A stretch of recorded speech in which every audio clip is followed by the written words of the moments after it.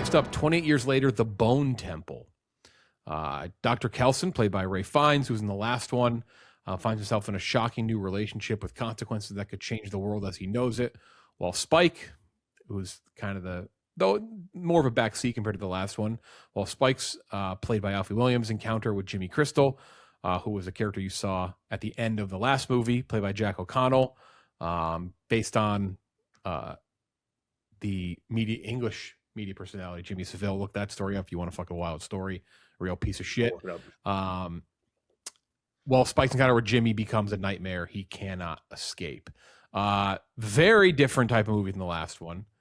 Hour and 42 minutes long, directed by Nia DaCosta, who did Candyman, The Marvels, and Hedda. Hedda was a movie last year, which had a very good performance from Tessa Thompson. But I did not think the movie was very good. Written by Alex Garland, the busiest man in Hollywood. He wrote 28 Years Later last year. He wrote and directed Warfare, co-directed Warfare, I believe. Yeah. I think that's maybe the right term. Yeah. Civil War. Long before that, Annihilation, Ex Machina. Alex Garland, clearly one of the best in Hollywood at like these types of genres, war, sci-fi. Like he is a Swiss Army knife, and he kind of good stuff. We call it.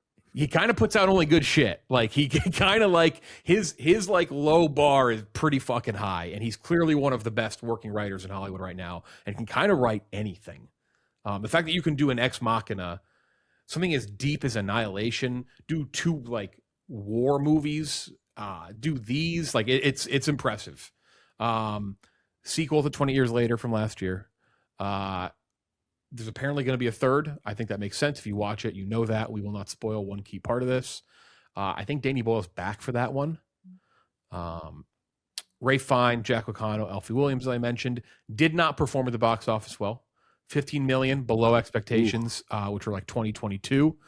They're projecting 15 for the 4-day weekend. 93.89 split Rotten Tomatoes, 7.8 IMDb, 81 Metacritic, Letterboxd 4.0. People like this movie. Klemmer, what did you give 20 Years Later? The Bone Temple. And what did you give in context? I think everyone thrown where you place it with last year's, with 20 Years Later. Yeah, I enjoyed last year's. I thought last year's was a good movie. I probably would have had that like around 80, 81, somewhere in there. I had this as like an 84. I really like this movie. I thought it was fantastic. It's my favorite movie of the series, even more than the original, which I liked a lot, especially the first half. Wow. Yeah, I really enjoyed this movie. It had a lot of heart to it. Ray Fiennes' character is fantastic and unusual. This is such a weird movie. Like I'm kind of like shocked it got made, just because it's like doesn't follow any sort of genre formula that you used to. Yes, it's zombies, but it's such a different look at kind of how the world would go on after. Like having it be 28 years later does give such a weird perspective on how people would lose their mind. Jack O'Connell, great performance. What's the kid's name? Alfie Williams. He's very good in the last movie. He's very good again this time. Can just act with his eyes. He's very good. I was both entertained and gave me a ton to think about, whether it be religion, science, kind of so many different kind of elements of humanity that is in this zombie movie. It was, I thought, a brilliantly directed. It's a much smaller movie than the other ones, I feel, from just a scope perspective. I guess it still cost like $70 million to make, but just from a sheer, just like kind of like what you're spending your time watching, it felt smaller to me, but smaller in a good way. I don't know. I really like this movie. Heavily recommended. 84. Yep. Gooch, what'd you give it? Yeah, I'm at a 80, so kind of in line. I was actually very shocked to hear those scores from critics and audiences. I figured this one would be a little bit more divisive. But yeah, 80 out of 100. People seem to like agreeably like this more than the last one. I'm very surprised. Back to your point about Garland and Boyle to a larger extent, the two of them are so good at using genre filmmaking and big blockbuster filmmaking to actually tell stories with messaging and themes. Like, that is a hard thing to do. It's not easy, and they make it look easy. Nia DaCosta comes in on this one. Danny Boyle, I think, still the second unit director here. She offers a different kind of movie. I do think it loses. Sorry about the siren going in the background, but I think it kind of loses a lot of the visual flair that Danny Boyle brought with the last one, but she's able to make up for it with just a really amazing story about religion or science, and it gets fleshed out. And two of the, I'd be shocked end of the year if we don't have, how many better performances in blockbusters are we going to have this year than Ray Fiennes and Jack O'Connell? Like, it's hard to imagine there will be many. And then just going at it against each other was amazing to see. Ray Fiennes, I think we talked about him during our best performers of the last decade draft. He snuck in. I shouldn't say snuck in, but he got in, I think, 7, 8. He's just gotten older, and it's crazy. He's gotten better. Like, he's one of the best actors alive, was in the 90s, was in the 2010s, and he continues. Something about him aging, it just gives him a softer face and lets him access things that he just couldn't before. And he's brilliant in this, and the third act, we'll talk about it in a minute, but so fun. 80 out of 100. I could see myself coming up on this too. I mean, really, really good. Kenjac, what about you? I'm in an 82, and I think I liked the last one like incrementally more than this one, and I definitely like 28 Days Later better than both.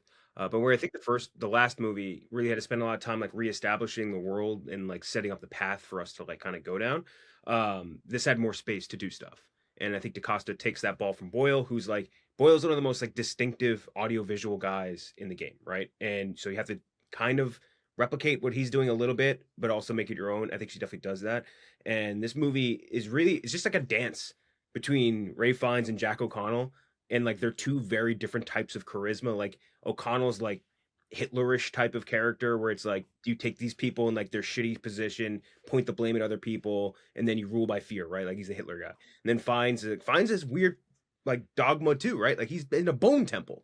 He's like doing the Memento Mori shit. Like he's a weird guy, but he still draws you in with a weird level of charisma. And so like and it's basically like who can eat who, right? Like the two, like only one of us is going to make it out of here alive. And I think that their battle between those two actors, both in characters and like performance, is incredible.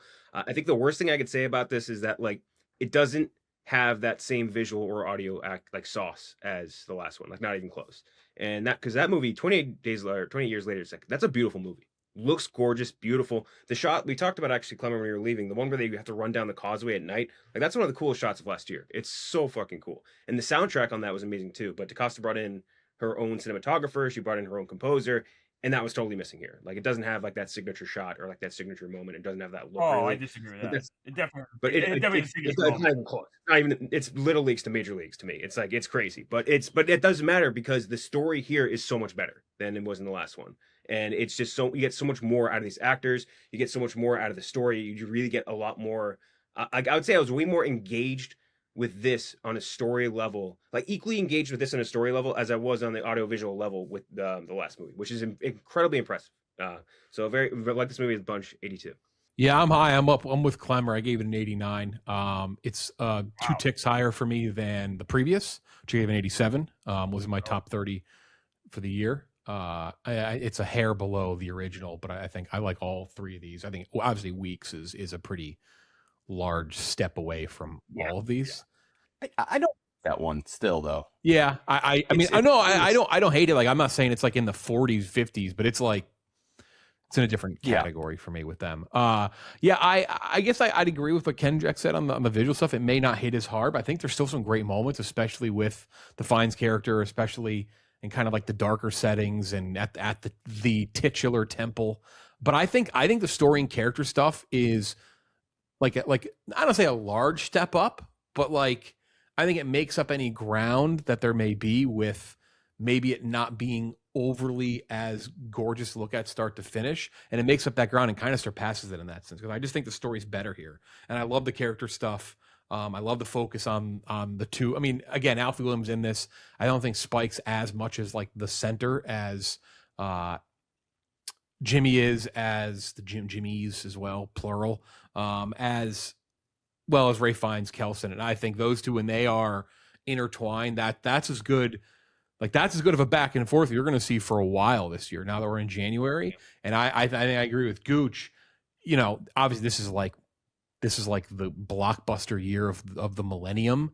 So we'll see like who else can top that. But I mean, in terms of like a duo in a movie, you're gonna have a hard time finding anyone better than that for a while, at least. Now that we sit in January, they're just that good together. And Fiennes O'Connell's great, but Fiennes commands the screen in a way that most people can't even fucking come close to touching.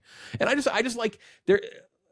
My thing is, if you would have told me a couple years ago, and I like Danny Boyle and I trust Danny Boyle, he's had some stinkers, obviously, but he's had some movies that I love.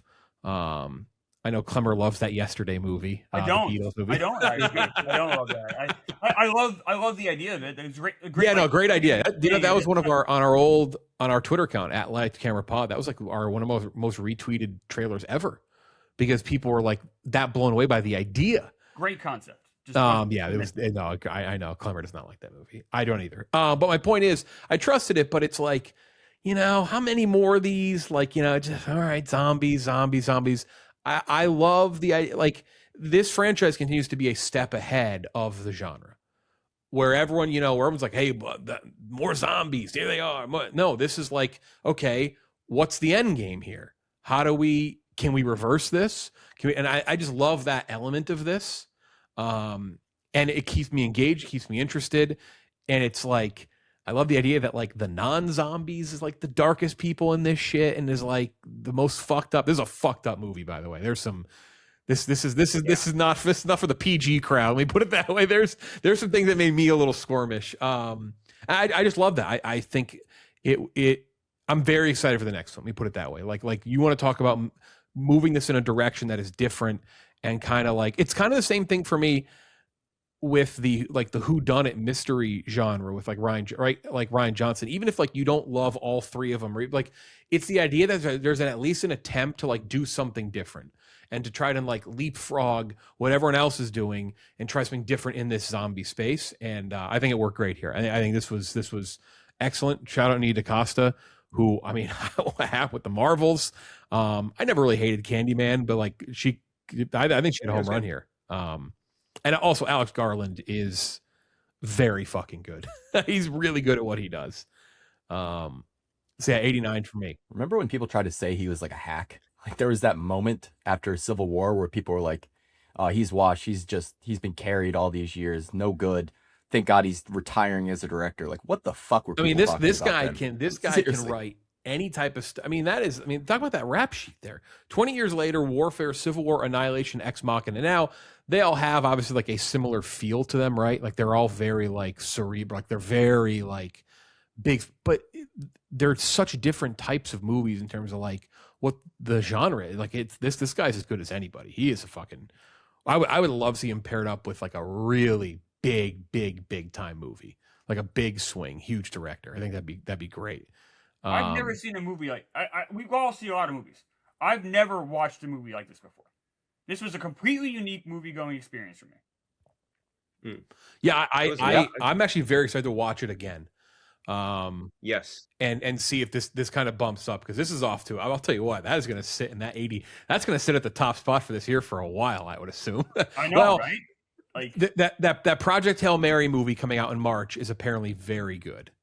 And I guess some people are into The Bride. We'll see. I'm excited about The Bride. I'm excited about I'm gonna Wuthering prove Heights. me wrong status with The Bride. I'm excited about The Bride.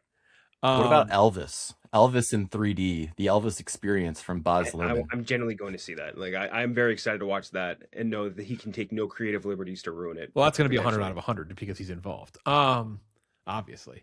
What was, by the way, before we move on, what was the reaction in your all's theaters when, spoilers, third act, Ray Fiennes musical sequence? What was the reaction in your all's theaters? Because mine, like, once it ended, legit, people stood up and clapped. Like, people stood up and clapped for that. I didn't get a clap, but you could sense the energy. I mean, there's I kind of like, you see people looking around being like, wow, it was fucking unbelievable. Like, that is just such a unique, fun character. What a and they obviously had it in the last movie too. Music was a big part of that character in the last movie, but it was just it's just such a different vibe and energy you'd expect from a brutal zombie and like apocalypse movie. That's what I push back on Kenjac. He's like, there's no like moment or look at how that was shot. That one I love. Danny was shot brilliantly. I like it a lot. Danny Boyle on that takes that to an 11. I think that's not fair. Danny Boyle also maybe doesn't have that. You don't care about the character as much, maybe. Yeah, it's true. That's what I'm saying. To me, that's why it's so Yeah. close to equilibrium for me. What, or like the story, or her spin on the story, or her ability to make you care more about these characters, I think was way stronger than Boyle. But the audiovisual is just so heavily I weighted. thought the audiovisual in that entire sequence was fantastic. Like Gooch, I'm not surprised people stood up and clapped. I was like, this is awesome. Like it was an incredible, 3 minutes of movies. Like that you aren't going to get 3 better minutes of movies this year too often. And we're in January 18th. Oh, some scenes that I think were really cool from this. Curious what you guys took from it too. The when Samson like wakes up on the train, like you know what I mean, like comes to, that rocked. Holy shit, that was cool. Like I don't have my ticket. Oh, I forgot my ticket. Yeah, or I don't know. Yeah. Yeah. And they're all just like looking at him like, oh man, that was so good. Dude, when he steps in, then when he steps out of the that's probably one of my favorite shots of the entire movie. But when he steps out of the train car in the night, in the moonlight, covered in blood, looking like Satan himself, that was amazing. And that's like, you know, he's the devil, like all that stuff. Like they're playing with religion. I really love the stuff they do with religion here, which is crazy after years and years of just bad religious movies and bad takes on religion in movies that we've had 2 in the past year. Yeah. Funny you brought up Rian Johnson, Jeff, because 2 in the past year that really seemed to have a nuanced take and a very thoughtful take. Yep. It's me and Klemmer, before I forget, one scene that we mentioned when we both left, the scene where that girl gets killed by the hook, that fucking rocked too. That was really incredible. That was crazy. Really good acting by her there. You could almost see like the life like leave her eyes. Like that was really impressive. That whole barn sequence, like you're on the edge of your seat the whole time. And like you said, Jeff, like that, I'm guessing that's what you're referring to. That was one of the most like brutal scenes you'll see. Mm-hmm. Yeah, big time. Yeah, I think thoughtful is the best way to describe this movie. I have that word in my review for Letterboxd. I think it's just, it's a movie that moves in a way and says things and is trying to achieve things that you just haven't really seen in zombie movies. And we got a piece of that in the last one, so it's not just this one. But I think the direction of the franchise, it's like we live in this world where so often you see a movie in a tentpole or something, and you're like, another one. They're coming with no. I'm like very excited for the next one. And full spoiler, at the end, Cillian Murphy shows up. As we call all the way. You want more or less dong in the third one? Less dong in the third. I don't know. Will it be more or less? Well, we're trending towards less, right? I couldn't really decide. There's clearer shots, I feel, of his penis. Yeah, in this maybe one, if you're talking, maybe less. There was one when they're sitting on like the hill. I'm sorry, his dong was out the whole time. They're sitting on the hill, and you just see like the top of his cock. Yeah, it's just like, why is that included in the shot? Like you're not even going to show the tip. You get it from you get dong from Ray Fiennes too. You just just a voluntary disrobing. There's like 3 or 4 things in this movie that like they just shouldn't on paper work at all. Like them tripping balls together in the hills, like in the middle of a zombie apocalypse. That shouldn't work on paper. That's a horrible idea. Like even turning, like giving you some sort of like a solution to the the virus, like that shouldn't really work either. Like the whole Jimmy's thing, that shouldn't work. Like there's a million things in this that should not work at all, considering what this franchise is, and they all work. And I think a huge credit to Boyle, but also DaCosta in this, because I think she had the way harder job, I would say, in this one versus the last movie. And man, dude, it excels. It was so good. Credit to them for not burning Cillian Murphy too soon in this trilogy. They waited for the perfect time. I think this is the right move for when they brought him back. Excited. I would love to know like what the pitch was when they brought this to Sony 4 or 5 years ago. Like what did they like? I'm sure, but I'm serious. Like this is very well, and it's funny that Lord of the Rings is back in theaters right now because it does have that feel to it where it's like this all feels very planned from the start and cohesion. Yes, exactly. Which just makes such a difference. Yeah. When are we getting? Do we know when we're getting the third? Have they started? No, I don't think so because I don't think there's an official title yet. But I would assume they'll turn it pretty quick, knowing how quickly Alex Garland works. I just worry about this movie is not doing well, like you said, Jeff, in the box office. I'm a little concerned. A- cinema score too. Like hopefully the word of mouth gets out and people are excited about this. I don't know.